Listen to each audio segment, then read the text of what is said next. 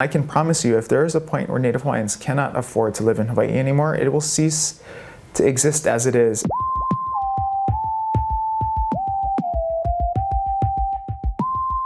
The act is an attempt to rehabilitate the Native Hawaiian people by reestablishing their relationship with the land. At the time in the 1920s, our people were living in heavily crowded tenements, and the population was dwindling at astonishing rates. I think there were less than 30 or 40,000 Native Hawaiians left at the time that the act was passed. And so the act provided for lands to be set aside in our state, specifically for homesteading Native Hawaiians, to give them an opportunity to grow, to thrive, and to reestablish themselves.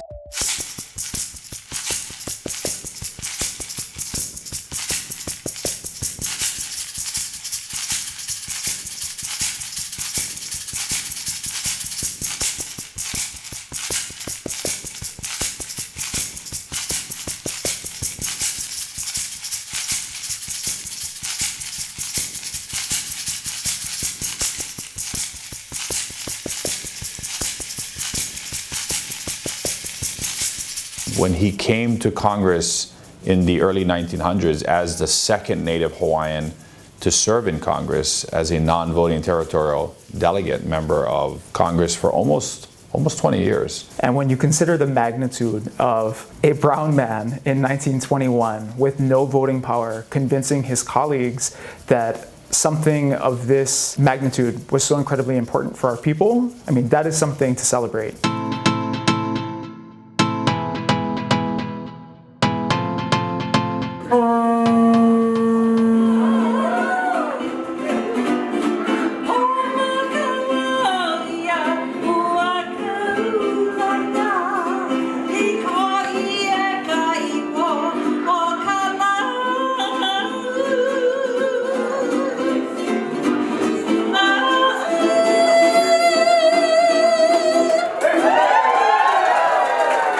Something as powerful as a 100-year promise to return a Native people to their land, that's something that you can't walk back on. And for all of our successes over the last 100 years, there are many failures.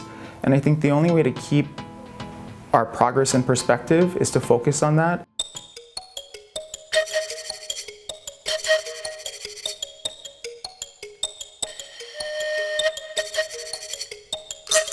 Bringing in sewer and water and electric to these rural areas on neighbor islands is a costly process, and we can't reasonably provide for every single person if we can't tackle that issue first. But that speaks to the development problem. There's also the maintenance problem, and all of our existing homesteads are on quickly aging infrastructure, which means upgrades, which means replacing sewer systems, and those come with enormous costs as well.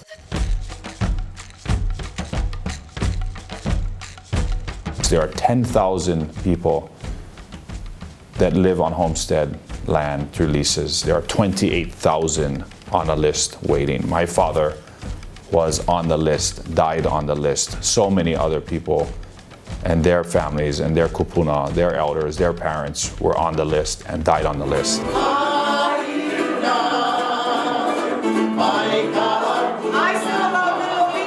Often American history books don't tell the whole story of America. And history is so important. And if you don't know your history, others will rewrite your history for you. I think for people that look at Hawaii as a place for sun, surf, and sand, also remember that it has a deep history. The Native Hawaiian people are its host culture and its host people that were in the islands for 1,000 years before the arrival of Captain Cook. And you know, we're a proud people. We have a unique language, we have a unique history, and the Hawaiian Homes Commission Act, through Prince Kuhio's advocacy and legislation, gives that opportunity for Native Hawaiians to continue to have a voice in Hawaii.